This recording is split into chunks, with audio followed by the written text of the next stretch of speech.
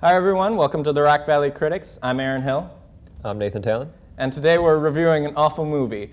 This is Ouija, Origins of Evil, and we're gonna give a brief overview like I just did. I can't hold myself back, Nate. I can't. We're gonna give a brief overview of this movie and then we're gonna get into details. We haven't talked about this before. Nate did not know I was gonna say what I just said. Nate, what are your overall thoughts on this movie? It exists. It's a really weird movie. It starts off, 2 acts of it is like a 60s movie. They treat it like a 60s movie because that's when it takes place. They show like the old Universal logo. They show all that. They have cigarette burns in the top right corner. And it had a creepy vibe to it. But then something happens in the movie and it just turns into the most stereotypical horror movie I've ever seen. It's the only horror movie in the theaters for Halloween. So I mean, if you really want to see a horror movie in theaters, sure, I guess you can go see it, but I'd recommend staying home and trying to find a better one.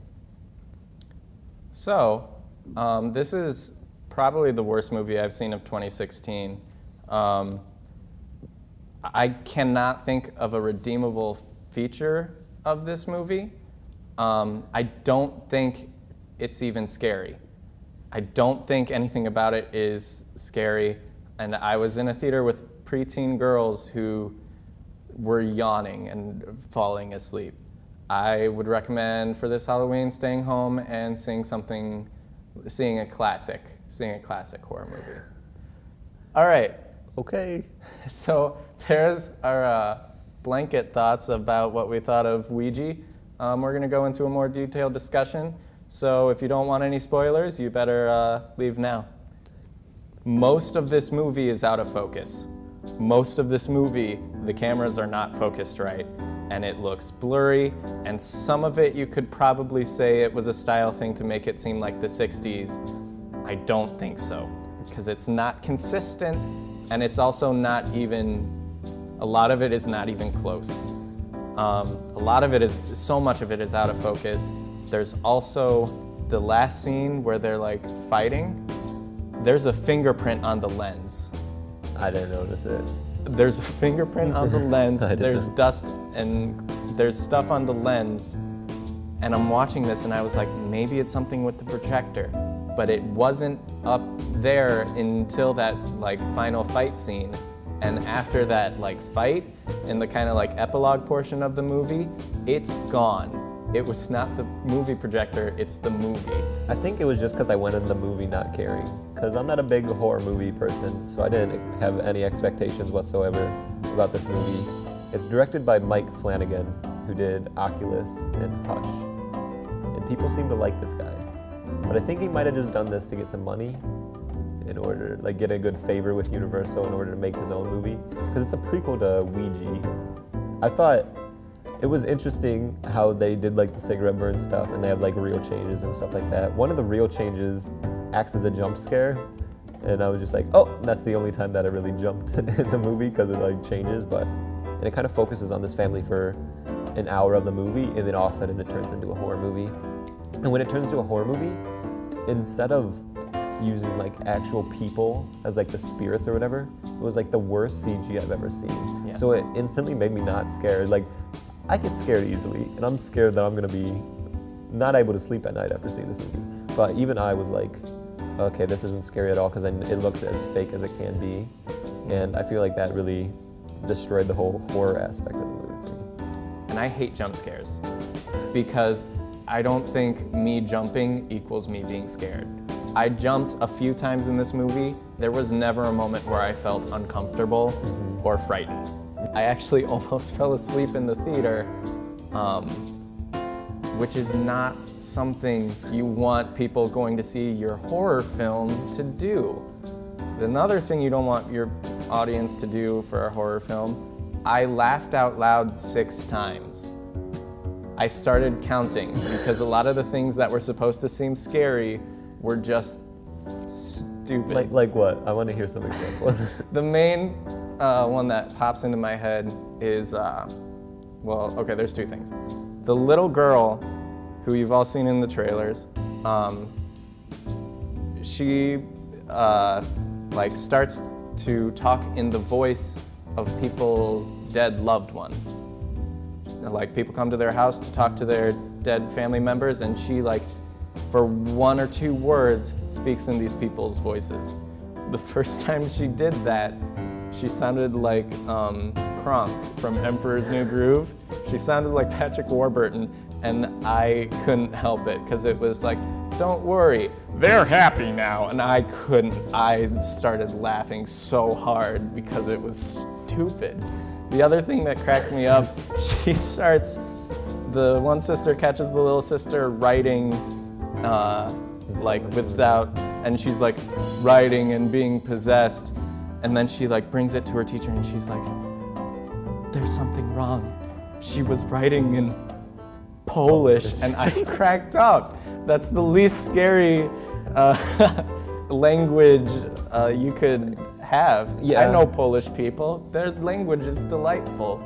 Yeah, another thing that I thought was hilarious, and it was definitely the highlight of the movie for me, was the boyfriend character. This poor kid, man, he just shows up. First date with this person, and the little sister's already possessed. And she asks him, what was it? It was like, do you know what being strangled feels like? And he sits through the whole story of this whole strangling thing. Like, what is going through his head at this time? Where he's gonna come back the next day, of course, because that's how horror movies work. He comes back the next day and just acts like nothing's wrong with this kid. He's just like, oh hey, little whatever nickname, trash nickname. Yeah. And Generic then, 60s. And then something happens to him, which is predictable, and yeah, it's typical horror movie fare from then on out. But a lot of the characters I didn't care for at all. You feel no attachment to anyone. I like the father because he's kind of a chill dude, but he started going against his own ways. The priest? Yeah. So first of all, she's a fake psychic. Her kids are put in Catholic school where everyone knows that she is a fake psychic. And then at one point in the movie, she goes on a date with the priest. And he like says it's not a date, but it's a movie, and it's a date. Yeah.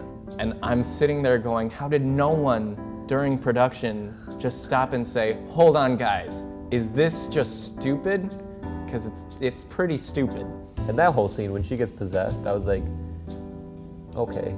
And you see the CG thing for the first time, and then she bends backwards, and it sits on that for a long time when you just need to really show that the spirit or whatever is going inside her. But it sits on her bent backwards with her mouth way more open than it ever should be, and it's the most blatant CG I've ever seen. It's just pretty bad. Effects were real bad. Yeah. Nothing new was done. There's nothing in this movie you haven't seen in other movies, and it's certainly not done well. I think that's my biggest issue with Ouija, is that I don't think it's made well. You can say that it's style, that a lot of it is out of focus and things. It just comes off as mistakes. There's a lot of sound things that sound ridiculous. It's suddenly like I'm watching a cartoon. I think re-watching a movie where you know everything that's gonna happen is still gonna scare you more than this one. The girls in front of me, these like preteen girls, at one point one of them turns to the other one and was like, oh my gosh, what's gonna happen next? And the other one turns to her and just goes, geez, stop, I know you're faking it. And she says it so loud in the middle of the theater, and I'm just like, this movie can't scare 12-year-old girls. That's the easiest thing to do. I feel like that's an insult to me, because I was scared at some points in this movie, and I don't know if it's because I'm just not good with horror movies. I'm gonna give it a star.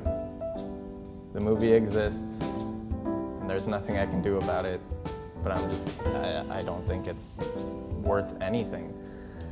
I'm a little upset I gave my money to the people that made it. I've been messing around with the rating in my head a little bit, but I think I'll just give it a 2.5 out of 5 stars. I think it's just an average horror movie. If you want to go to the theater instead of sitting at home to see a horror movie this Halloween, sure. Thank you guys for tuning in. We'll see you next time. Have a good week, everybody.